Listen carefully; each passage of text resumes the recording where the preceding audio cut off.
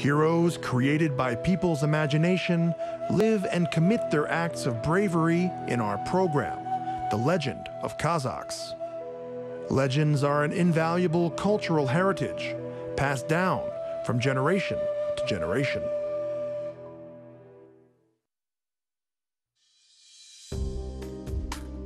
What is a desert? What are deserts? And how did deserts actually become deserts? How does a desert conquer new territories? And what can it give to man? These thousands of questions immediately arise in a person's mind when they hear the word desert. The very word itself admits a very broad interpretation, and they can safely designate the lifeless expanses of the Antarctic and the frozen tundra of the north, as well as the hot sands of the Sahara and the rocky slopes of mountain ranges. In these places, every corner is deserted, lifeless and empty. But the desert, as a rule, is called a sandy plain with rare vegetation, devoid of fresh water. However, a desert can not only be sandy, but also can be chippy, with gypsum or clay. Sand, although typical of the most of the desert areas, cannot be considered sufficient or necessary signs of life. Perhaps the most characteristic sign of the desert is in its extreme aridity and the relative ineffectiveness associated with insufficiency of moisture. But even in the most lifeless desert, they have their own plant world, its own fauna. Of course, because of the difficult living conditions, these animals and plants of the world's deserts are much poorer. A variety of factors, in particular the uneven heating of the Earth's surface, has led to the fact that moisture moves in different directions, and the amount of precipitation is various in different regions. Because of the relatively low level of precipitation, there were deserts. They did not immediately appear. Of course, it was not in a single step. And not only a low level of precipitation was determining the course of the process, but also factors such as the rotation of the Earth, the complex terrain, the geological structure, the presence of powerful water flows from the mountains or from lakes, as well as the proximity of the oceans and others. Precisely because of the influence of all of these factors, the deserts did not turn out in the form of even continuous bands. They have a complex shape and are torn apart by mountain massifs or fertile lands. Much has been learned about the processes of sandy deserts, and much more, of course, will be revealed. But how did the deserts appear? The memory of the Kazakh people has been preserved by various legends talking about it. Today, we will share one of them with you.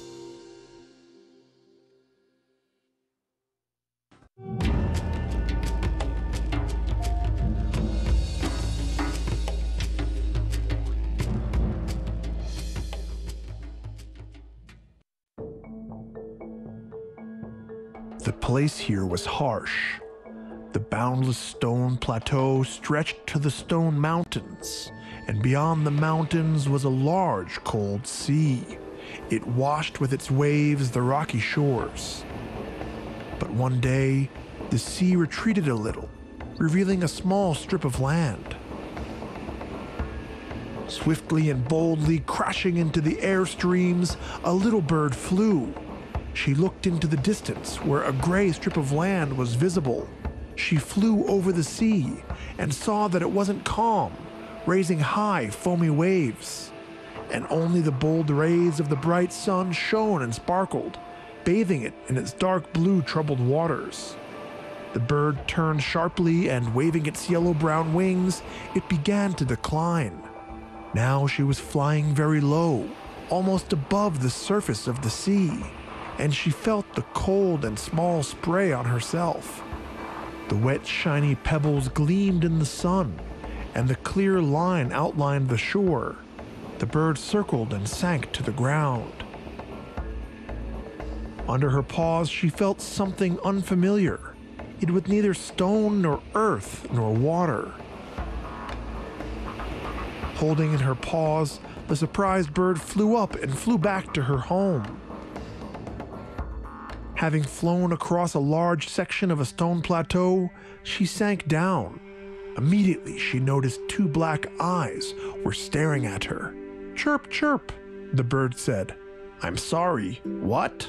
Suddenly it was heard from behind a stone, and there a green small head with 2 black eyes appeared. "Look, a lizard!" the bird cried, and unclipped her little paws, and the fine yellow wet sand was poured out onto the stones. "What? What is that?" exclaimed the flexible, brisk green lizard, and he ran to the bird. "I found it on the shore of our sea, where it had receded from the shore," the bird said with pride. The lizard carefully examined the handful of sand, and touched it with his fingers and licked it with his tongue. Yes," he said. "This is something very strange. It clings to the teeth, and it has no taste. There's a lot of it, so I don't know what it is. And what do we need it for?" Suddenly, the gray thin tail flashed among the stones. The lizard and bird looked around, and they saw a mouse. "Pee, pee, pee," murmured the mouse, and he quickly ran over the hill of sand with its small pink paws. She sniffed at the sand and said firmly, "I know what this is." "What is it?" cried the bird and the lizard in unison. It's small grains of steppe grass."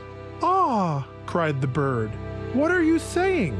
I know the grains of herb and flowers. This is something quite different." "Shh, shh." A hiss came next to them, and the wise, agile serpent crawled to the surface of the smooth stone. "I was interested in your conversation. Give it to me and I'll look." The snake, wriggling around, crawled into the sand. "It's so nice.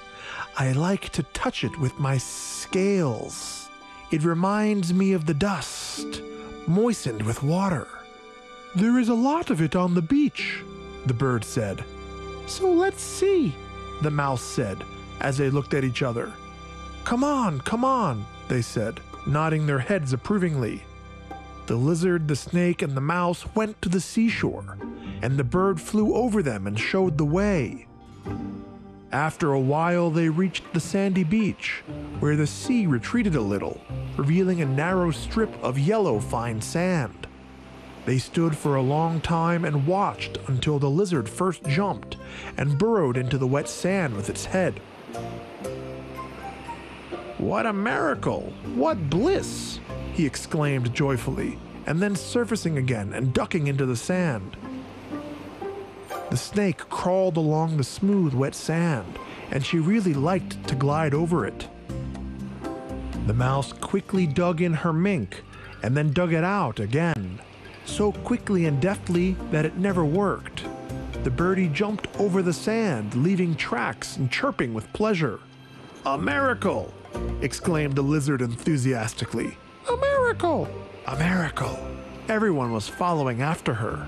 "Oh," the snake said, "I would like to live in this place." "And I," the lizard added. "And I, pee pee pee. I also want to live here," the gray mouse squeaked. "There are not enough places here, and we all want to live here," the snake said and thought about it. "Now, if there were more yellow dust, what should we do? We ourselves, we will not understand. We need to consult with someone who is smarter than us," the snake reasoned.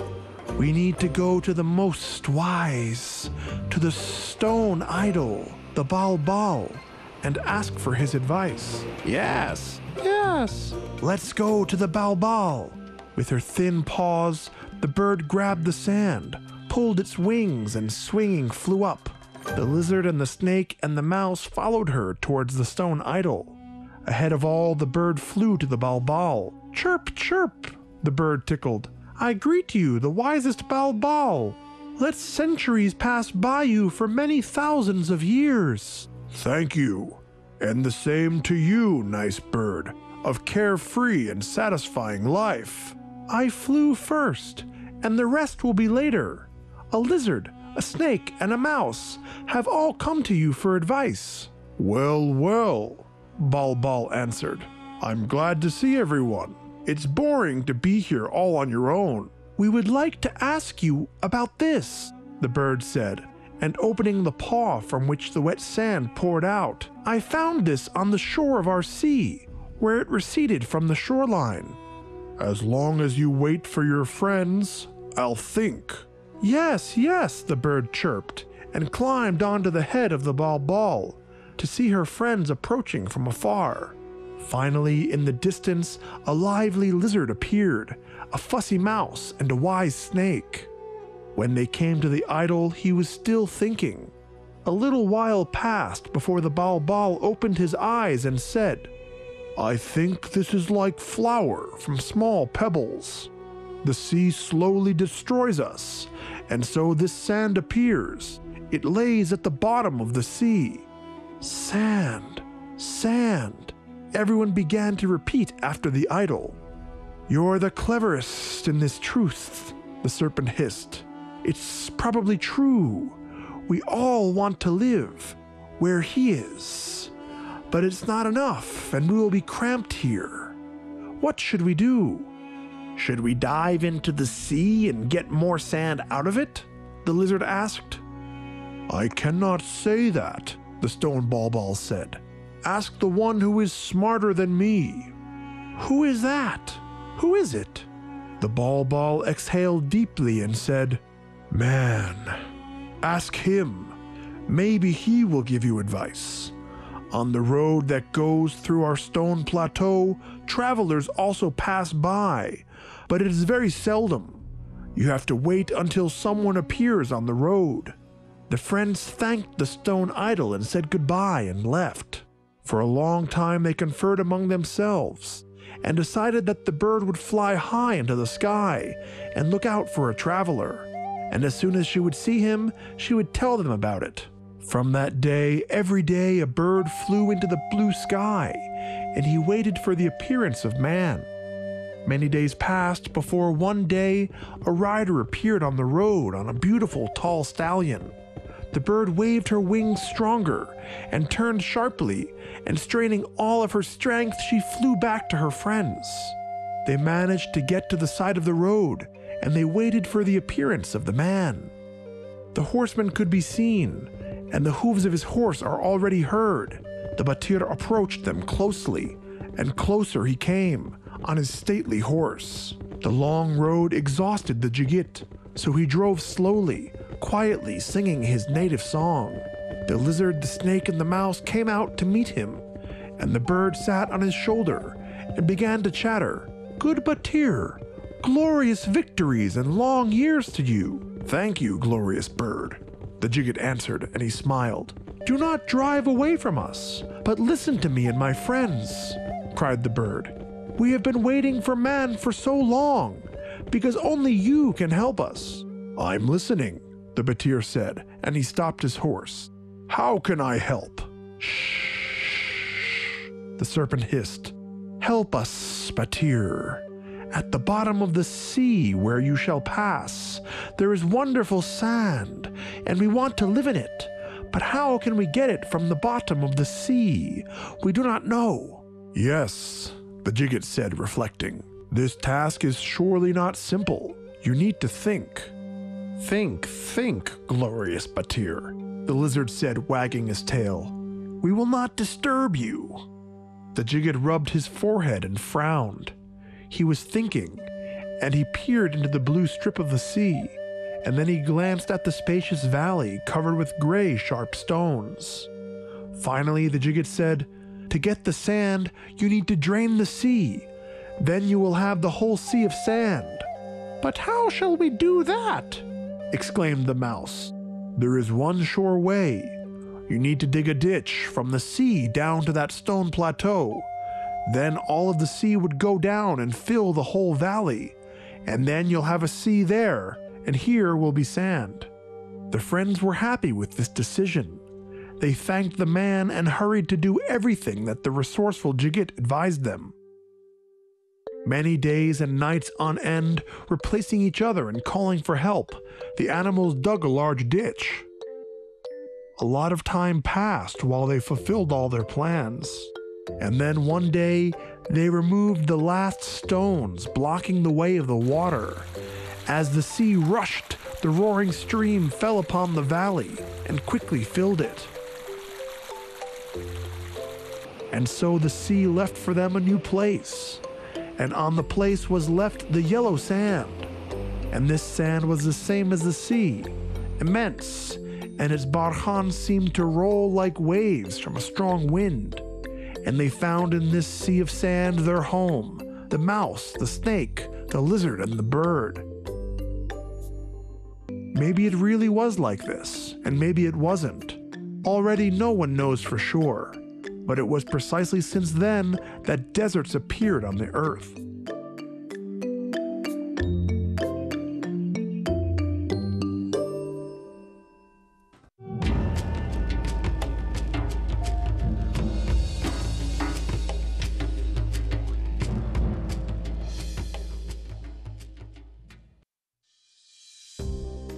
The desert is made up of sandy hills covered with rare silver grass and low-growing saxaul trees. They look like one another, and in a few minutes you can get completely lost in their silence, their monotonous sand dunes. Asia is a huge continent, but almost all of it is deserts, stretching like a single strip from the Red, Mediterranean, Caspian Seas, and almost to the Pacific. The sand mass for millions of years smoothed the surface of the earth, finding irregularities, deep valleys, and cracks. Part of the deserts appeared due to formidable tectonic processes, such as the movements of the earth crust or earthquake. Continental climate of most of our desert territories is manifested in the fact that it is very hot in the daytime and mostly cool in the night. The sand mastiffs are mostly collected by ancient wandering rivers, which themselves worked in the production of sand, crushing and shredding the rocky rocks, grinding them down and dragging them from place to place. Well, for what water did not have time for, the other two workers, the sun and the wind, did. It is interesting that the sun and the wind often cannot feel themselves as a sovereign master of the desert relief. There is one more force.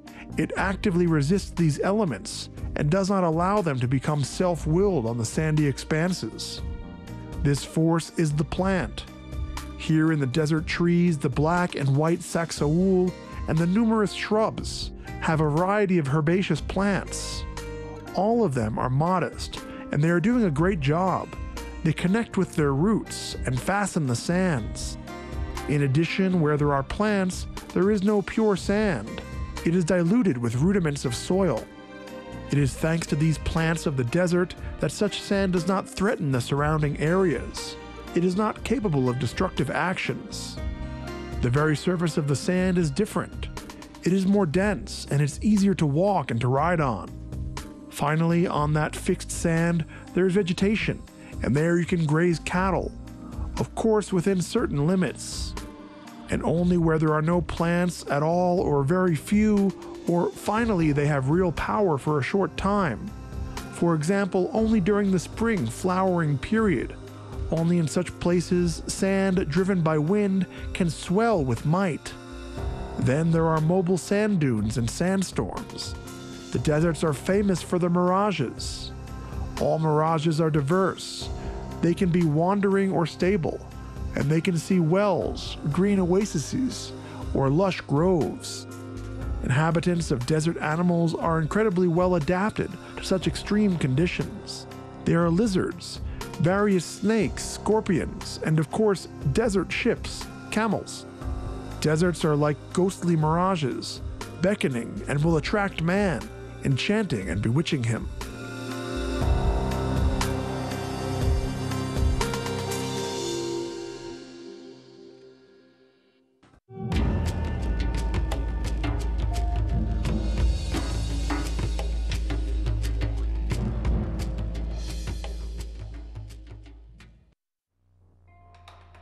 The magnificent mounds, mausoleums, and rock paintings, as well as petroglyphs and other ancient monuments, indicate that the Ulitau, or as they are also known, the Great Mountains, have since ancient times been the main center of the steppe. The greatness of these ancient mountains are associated with the significant events which took place in these unique places. How did these amazing mountains appear?